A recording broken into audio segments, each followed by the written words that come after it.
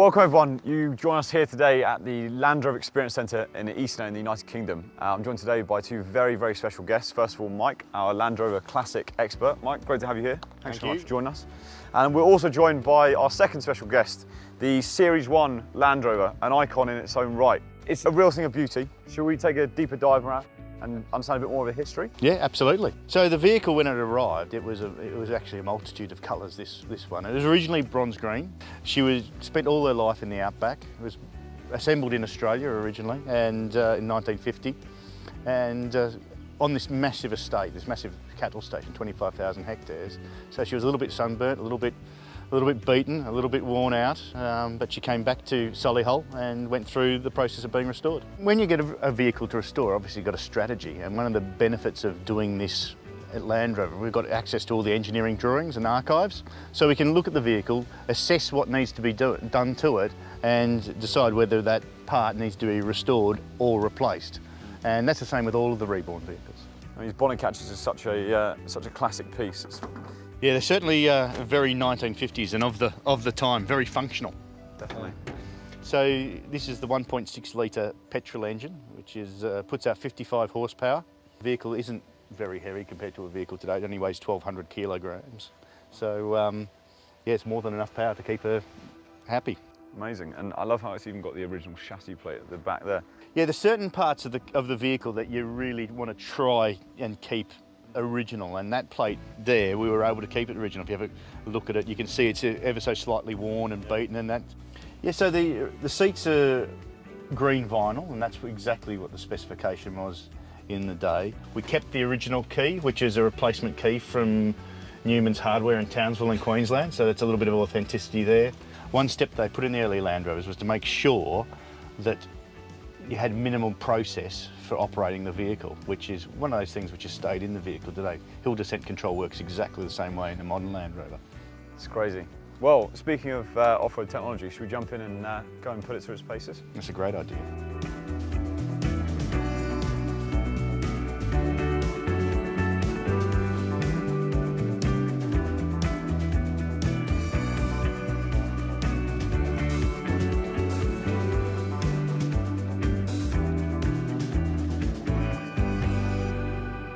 So Series I is a term that was given to the vehicle in 1958 when the Series II came out, and all the vehicles previous to that Series II model became Series Is, and you have a mix of products. This model, an 80-inch, it's a very short wheelbase, it's the original design. Once you get to the next model, which was the 86, you had the sister vehicle, which was the 107, right, the longer wheelbase, and that all came about from the other great feature that is in the went through the series vehicles and Defender, which is the box section chassis.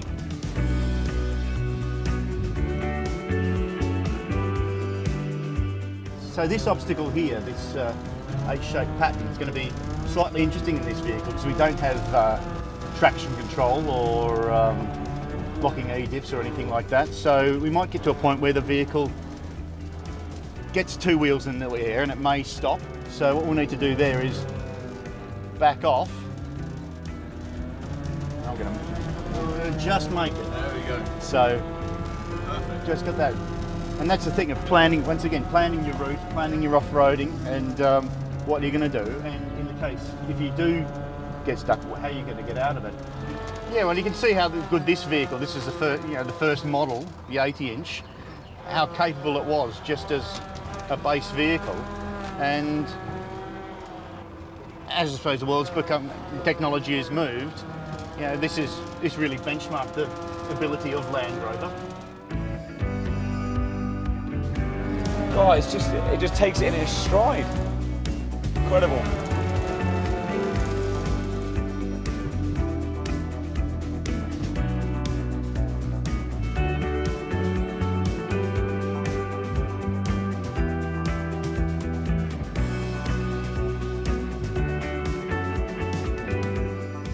So the vehicle is very original.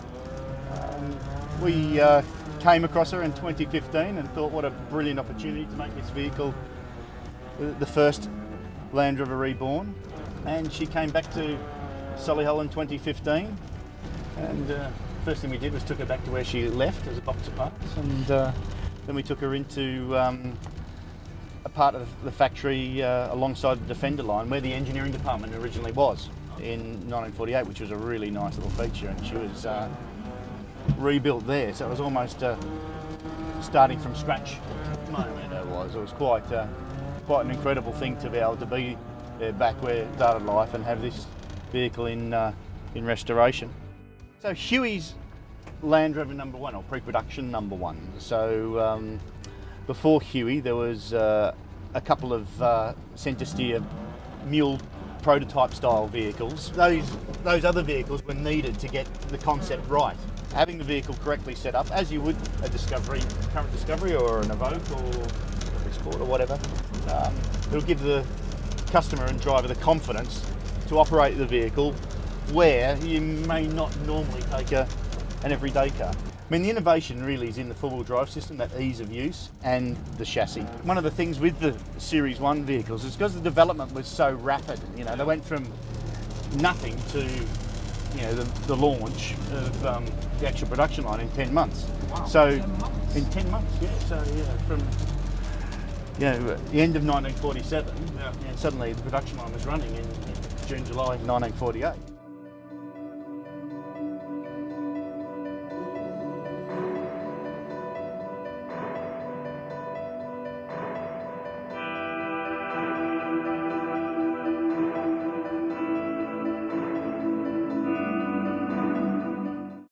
If you enjoyed the live test drives and you don't want to miss out on anything else from Land Rover, you have to do one simple thing. Subscribe to Land Rover's YouTube channel now.